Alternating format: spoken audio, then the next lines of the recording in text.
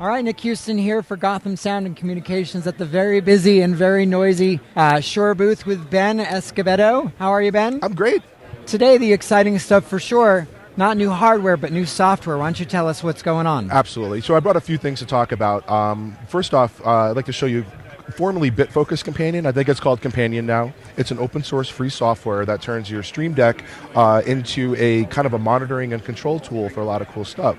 Actually, a House of Worship customer showed it to me, and they use it as like a confidence monitor just to like, you know, is my mic on? Does it have battery? Does it have a good cue? Like they're in the green room, like am I gonna have a problem? So I posted this online in a couple of the forums as well. I think Facebook and the location sound groups. I think there's use for it for location sound users in a cart where real estate's at a premium.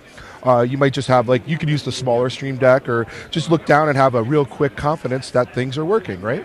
So what we got going on here is essentially the software runs on either Mac, PC, Linux, Raspberry Pi, and you set up static IPs for your Shure hardware, and then you can configure the Stream Deck to run with that device and communicate directly with your Shure Axient Digital or Shure ULXD or Shure SLXD.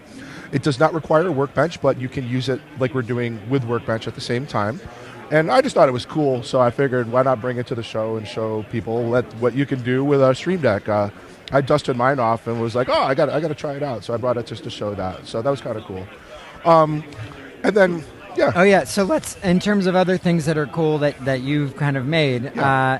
So this is an ADX5, but it looks like it's more one solid piece rather than slot. What's going on here? Yeah, people ask me about this a lot. I designed this in FreeCAD in my free time, and I uploaded the STL on Thingiverse. If you search for Axient Digital, it's one of the first things that pops up. But it's just like a little sleeve or a shell to put your ADX5D standalone. Maybe you find it useful in your bag or like here just laying on the counter. Which kind of, I like not only the design is very sleek and it's easy to print, but there's spots for threaded inserts where the screws go in. So they're the metric threaded inserts you can sink in with a soldering iron. So if you need to take it in and out a bunch of times, you're not going to wear the plastic out. So people ask me, where can I get one or what? You can print one out on Thingiverse or have somebody print it out for you and run with it from there. So just another thing. It's open source and free. I said, why not? So people that are using it standalone in the bag, they can have it a little bit smoother. They could put Velcro on it. Exactly. Yeah, it's a little bit more. It's easier to throw in a bag and without the metal, and it works well. Yeah. Cool. All right, and so last but not least, let's talk about Wireless Workbench 7. Absolutely. Yeah, we're excited. Wireless Workbench 7 will be coming out shortly. We'll post the QR code. We'll get notified when Wireless Workbench launches. I don't have an exact date, but I do have it here at the show. So I'm running it on a Windows box, but we also have, of course, for Macintosh as well. But as you noticed, the first thing, well, we'll get to this in a second, but the first thing you notice, it looks like the Workbench we know and love, but it's dark. So now we have dark mode. I mean, a common complaint, especially on dark stages or film sets or whatever, blinding you with a white background and all that. And it seems simple, but now we do have dark mode. So we're excited about that. Largely everything is where you see it. It doesn't change that much, with the exception of the scan library. The scan library is a way that users can take scans, upload them to the cloud, share them with a cloud-based free community type of thing. So in Wireless Workbench 7, when you get it, your hands on it, you'll go to Tools, Scan Library, and you log in with your Shure credentials. The Shure credentials will, just the same ones you log into our website. And we're not tracking it, but it's your account, so you can access your scan files. You can choose to keep them private if you wish, or you can share them with the world. Here on the scan library, it's just starting out like in the public release, so there's not a ton of scans in here, but as you can see, we're starting to populate them, and you can put in the venue or where you're going, or just look physically here. So armed with this information and the TV database, you can really get a lay of the land of like, what am I going to be facing at this shoot, or what gear do I need to bring because of what the spectrum looks like. So with those two tools at your disposal, it's the best thing you can do besides being at the venue. So here we are in Las Vegas. I uploaded this scan at 8:47 on the first day of the show, or the day before. And inside of here, you can just simply download the scan. and import it into Workbench. But along with the scan, there's some metadata. So there's the date, the range, the file, the antenna model that I use to do the scan, what type of antenna, where it was. I put some notes in here, what the scan was all about. You can be as detailed as you want. Am I using a distro? What type of cable am I using, and all that? So this is all publicly available, and when you get your hands on it, you'll be able to just click, download it, and start working with it in Workbench like you would sharing a file on a USB stick or something. So I'm excited to see where this goes. As we get more people in this ecosystem, it's going to be just so easy to share your experiences with what you're facing for RF. As we know, it's getting tough out there. New York just turned on 21 and 33, so it's getting dicey, and things like this can only help us all, make sure we have a clean signal and everything's cool. So.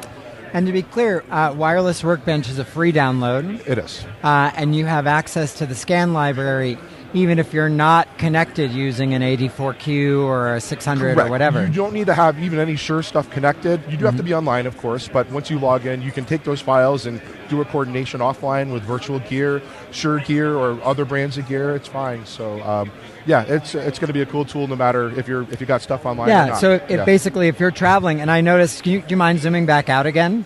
To see the overall, absolutely. What's available? I think if you're traveling or if you're on a tour or something or rock and roll and you're going to a venue, you can kind of grab the TV database information that's in Workbench and all of this information here. I mean, how cool that you have LA, and I noticed you had Oregon already. And Venezuela. Let's zoom way out. Of course, here Vegas, Phoenix, San Francisco, most of the major areas. Omaha. Nashville, some New York already. And worldwide too. So this is going to be, maybe you're on a shoot somewhere else in Asia or Europe, and so you can really see what's available. Yeah. And obviously, it depends on how often somebody uploads a scan. But if you have people that are doing that on a regular basis, that's just such a huge tool for the community. And we got to keep in mind, this is just the beta test versions of the people that have had access. When we go public with it, it's going to be crazy. So, what's the time frame on Workbench 7? This is a great question. It's kind of a moving target, so we don't have an official date, but that's why we have this QR code here. We'll post a link, and you can get notified when we do launch it. I probably would say, don't hold me to it, but maybe a couple months, but we'll see what happens. Okay, so sometime this year. So hopefully sometime this year. That's our goal. Great. Can I ask you, can you show the frequency coordination for here? Because I know it's a mess, and I'm just sure. So, I think it's cool to see. It's we were talking about how ridiculous it is for RF, obviously, but UHF is still working. So let's take a quick look. I set this up, of course, for the first day of the show. In our booth, we got to have 2 refrigerator-sized racks of gear with about 24 devices online. Okay. And they're networked together. I've been using Workbench to make my life easier. I descriptively name things, LP for live production, which is this side, and BP for broadcast production. But I've been using descriptive naming, and if you're not familiar with how you can color code stuff, I did that, as well as use the tag function in Workbench, which a lot of people don't use or know about, but you can set tags and all right, I want to see the live stuff or the broadcast stuff. When you have this many channels, you gotta keep organized, right? But let's take a look at what's going on here. I'll blow this up so we can see it. It's pretty ridiculous. I got at least 30 channels. I got backup frequencies. I've got all other types of wireless in the air. But Workbench was able to find me not only the frequencies I needed, but backup frequencies to go on the spectrum manager. So this would be a TV channel. This is a TV channel. Absolutely. And then all these little spikes are other. Exactly. Not that, but all the spikes are other RF around. It here. knows anything that pokes above this line and breaks through it, and that's not yours. It's basically I don't know what it is, but I'm going to stay away from it and treat it as part of my coordination. If you're ever wondering what that is, like you mentioned, Nick, the TV channel, you can just hover your mouse over it, and provided you put the scan database in, it'll tell you what it is. Channel 16 is KINC digital, and so forth, if you're into that. And I think a lot of our users out there know this, but you can go right to the Spectrum tab on the TV channels, when you put your zip code in, or if you don't know, you can look it up, and it'll give you even more granular information. What is that TV station? How strong is it? This is 1 million watts, right? And it's 6.5 miles away, so we probably shouldn't be on that one. Yeah, exactly. Or if you're in the New York area like we are, or LA or DC, the public safety channels that you shouldn't be on, 14, 15, 16, that kind of stuff. So all this is built in free software with Workbench. It just makes everybody experience easier, I should say. Yeah. Cool. All right. Lauren, any questions for Ben, or should we thank him and move yes, along. We do have a couple questions about the scan library. First, does it only accept scans from Shure devices? That's a great question. At this point, yes. I think network Shure devices are the preferred way of getting the scan in there. I have to check with the developers, but you may be able to, like, you can import CSV file data into the Workbench program and then save it as what we call an SDB3 file. So I think you should be able to do it from other devices in the future, but I haven't personally done it yet. I'd expect that to be the behavior, though. Yes, great question. And then if you import multiple scans by different people, will Workbench average them out at all, or just ignore any interface? Oh, that's a great question. I guess that comes down to curating the database, making sure the data is good and that sort of thing. So we're working on that and how to make sure the data is clean and worthy. I think, of course, like you'd be sorting by date. The date and the most recent scan would probably be the one I'd be looking at, and you can order them that way. But I guess we'll have to cross that bridge when we get there, like as far as when we get more data in the system and how that all works. But the whole point is just to be really easily accessible and be right there. It seems like there will be some onus on the end user to look at that information. Absolutely. And see, like, what antenna was being used, how is this being used, is this going to be similar to my setup? Yes. To be able to select the best scan exactly. for them. Like, is this look like a quality scan, or maybe it's not, does it look like what I kind of expected to see with a TV database? I always find that personally amusing, like what the TV database says that's in Workbench and FCC and what you actually see. Like, right. Does it line up? Is it actually on? Is the building shielding helping me out or not? So I always just find that amusing. Like, sometimes the TV database says there's a TV station there and there's not, and maybe vice versa. Like, the database doesn't show it, but it's on. So, got to verify it. And Lauren, what were you going to say? Is there any word on Axient inventory? Oh, great. I'm glad you asked that question. Any word on Axient inventory? So things are improving drastically. I would say the majority of the Axient products are starting to ship in quantity. I've been seeing, dealers like Gotham have large shipments come in. I've been seeing lots of social media posts online of like, hey, look at my stuff. We've got piles of Shure. So yes, the chip shortage is really not as much of an issue as it was with the Axient line.